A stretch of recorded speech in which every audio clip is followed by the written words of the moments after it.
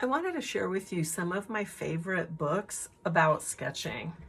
When I was in art school, we were always told we should keep a sketchbook, but I never really understood how we were supposed to keep a sketchbook.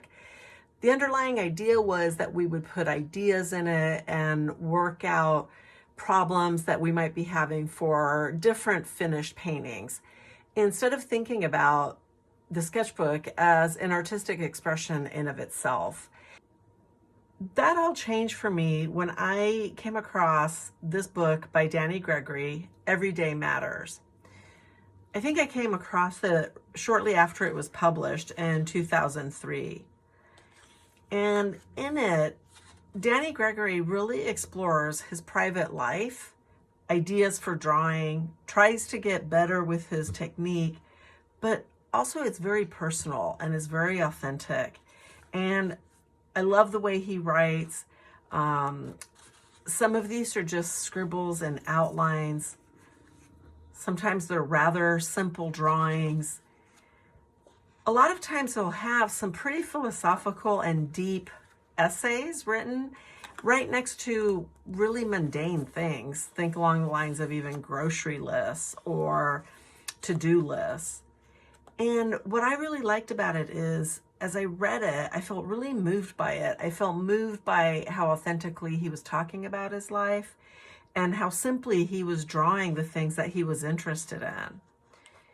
He didn't spend too much time judging himself for whether the drawings were good or bad, and because of that, he did a lot of drawing and continuously improved. As you learn about his story, he talks about taking this up at a time when he was going through some really personal, difficult moments and months. And turning to his sketchbook and drawing really helped him cope with all of that.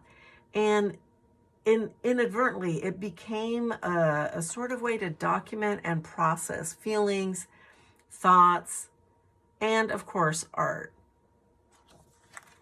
I really invite you to pick up a book if you can find it at your library or at a used bookstore. I'm not sure if this is still in print or not.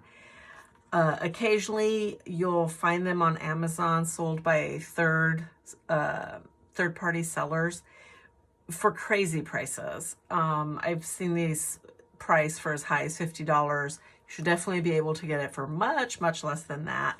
And I recommend looking at it. It's an inspiration both for his style, but also his approach to capturing life in a sketchbook. Once I saw this, I decided I want to be the kind of person that carries a sketchbook around and captures her life in a sketchbook.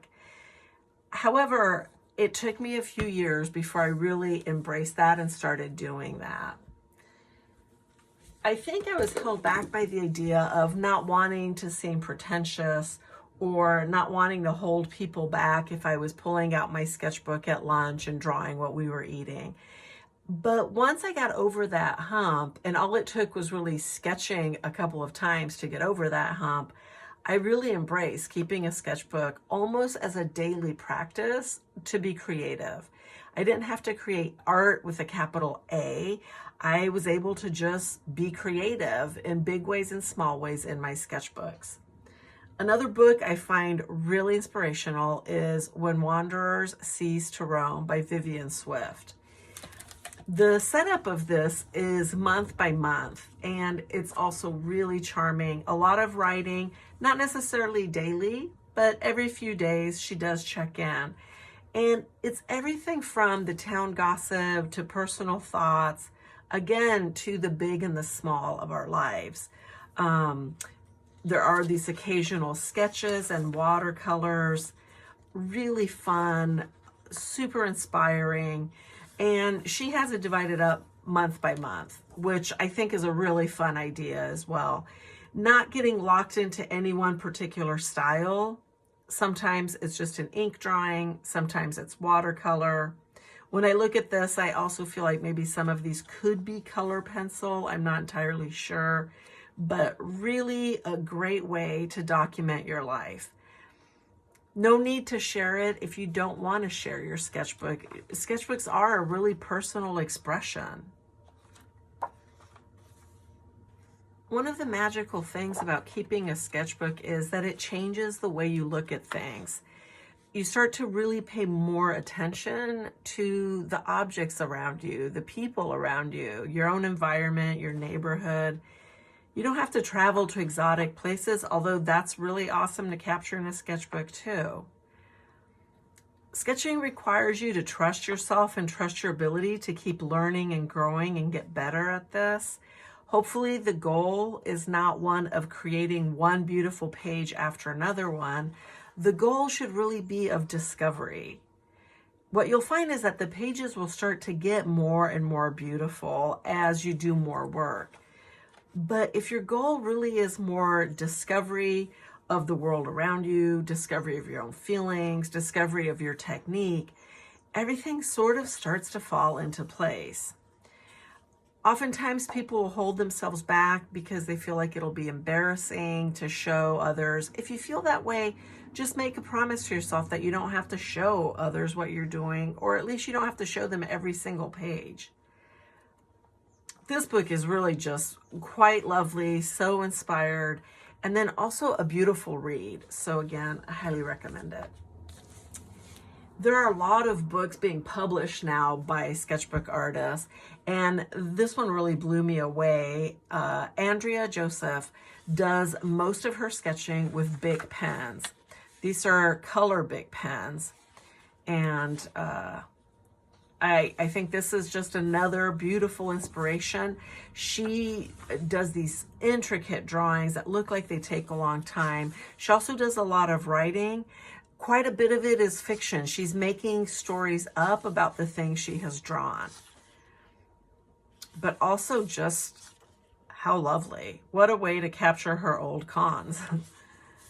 Or what a way to capture your suitcase before you head out on a trip. This is what I would call a collection page. She just decided it would be dolls. And so every time she comes across a doll that she likes, she can turn back to this page and add to the collection. Really fun stuff. And you know, you can work on a little quarter of a page at a time. It doesn't have to be a big spread done all at once. You can take your time. Here are stories that she makes up. She makes up classified ads.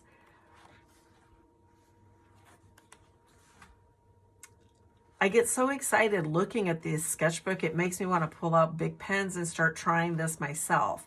It's another great reason to really explore what other artists are doing in their sketchbooks. And speaking of being inspired by other artists, this is a book, again, this was curated by Gregory. And after he did his first book of Everyday Matters, his life really started to change, and even his career started to change in the direction of sketchbooks. He's come out now with a series of books, and this one I particularly like because he features sketchbook artists from around the world in it. And in this, you get a huge variety of styles, different artists from different countries, how they approach their book, what they include in them. So many ideas. And you don't have to commit to any particular style or way of keeping your sketchbook at any point. You can just keep trying on all these different styles. Eventually, you'll find what speaks to you. These are just fabulous. Some will speak to you, some won't. And with every artist you see in here, look them up online, see what they're up to now. Look at their sketchbook pages. There's become such an online community of sketchbook artists. There is no shortage of inspiration. So these are just 4 of the many books I have done by sketchbook artists. And I hope they've inspired you to look up some of your own. I also hope you found these books inspiring. Thanks for joining me.